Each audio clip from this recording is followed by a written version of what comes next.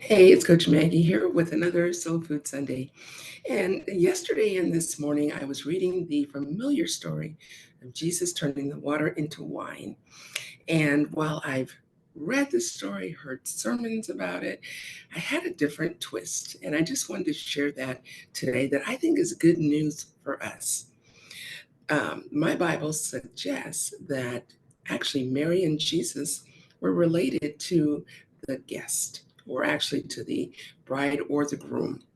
And so that's why Mary took an interest. We know that they had run out of wine at this big ceremony, and often weddings would last for days. They could last up to a week. And so typically they brought the best wine out in the beginning, and after people had had a few too many drinks, then they brought the cheaper wine. And so you could see where that would make sense. But imagine the ceremonies going on and the wine is getting lower and lower. And the servants probably get word to the master of the ceremony and then to the groom. And there's whispering going around the crowd. And so Mary comes to her son Jesus and she says, they've run out of wine.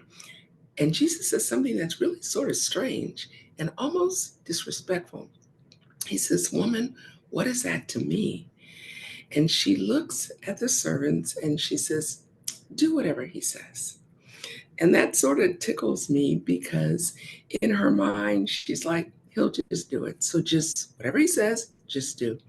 And this is where my imagination gets going because I feel like, especially her confidence and the fact that Jesus is going to do something and not some little thing. I mean, we're talking about a miracle, makes me think, and really the first time I've ever thought this is that I believe over the years, Jesus was doing miracles even as a young child. I picture him as maybe a 6-year old seeing a bird with a broken wing that's fallen out of a tree. And he goes and he picks it up, and suddenly the bird can fly. Maybe they have a dog, or there's just a dog in the neighborhood, and he hobbles on 3 legs because one is broken. And one day at maybe 10, Jesus goes over and touches the dog, and now he can run on all 4 legs. Maybe he's working in his father's wood shop. Joseph was a carpenter.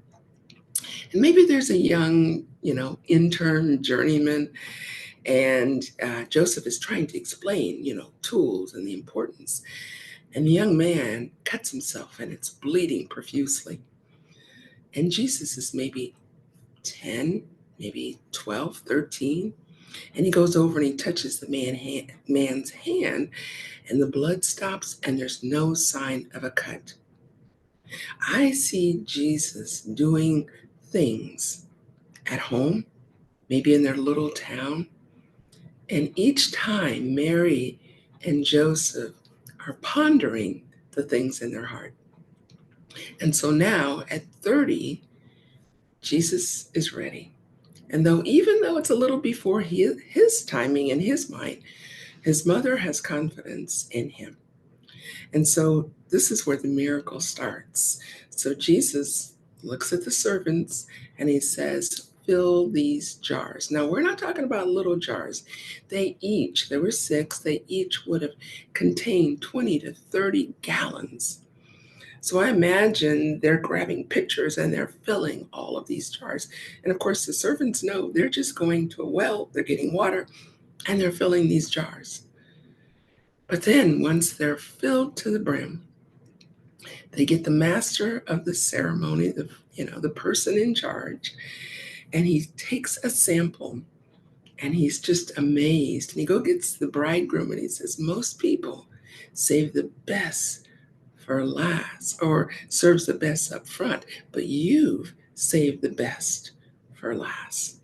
And I love this because I see that this is a story that happened 2,000 years ago, but it's for us today. Jesus is often saving the best for last. They drank the wine. No one is expecting this, but they had a need. They were empty. They were out of the wine. What are you out of? What are you lacking? Maybe you feel like there's no more. I've done everything that I was going to do. People often get to a certain age and they feel like, I'm done. I've worked, 40 years. I'm retired. I'm done. Or maybe you're a young person and you feel like you're at the end of your rope. Jesus is a master at filling people's need when they're empty. Think of the different miracles. Some of them I've talked about. The little boy bringing his lunch and Jesus taking 5 loaves and 2 fish and multiplying it to feed maybe up to 15 or over 15,000 people. Jesus goes to the fishermen who have fished all night and caught nothing. And he takes those men with empty nets and he says, throw them on the other side of the boat. He always does the unexpected. And they catch enough fish that it nearly breaks their nets and sinks their boats. So it's in our emptiness, it's in our lack that's when Jesus comes along and he says, let me fill that for you. Let me take what you don't have and give you more. The bridegroom, they would have been thrilled just to even have had cheap wine. But no, Jesus doesn't do anything halfway. He provides a wine that is far better and exceeds what they considered their best. And that's the part I love. He will take what we considered our best and he'll say, hey, I've got far better than what you could have ever dreamed or even imagined.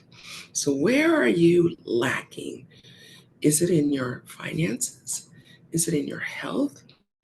Is there a relationship that just doesn't seem like there's any way to mend it? Jesus is the miracle worker who's able to mend relationships, fill that void of a lost loved one, grief. He's able to take what you couldn't do, what you could never do humanly, and do the absolute impossible. I just want to encourage you today, whatever you're going through, maybe you know someone that's going through someone. Do you know Jesus? Introduce him to that person. He is a master at bringing out the best of each and every single one of us. So have a great week. Come back tomorrow morning for a 5-Minute Monday Mindset. And as always, God bless.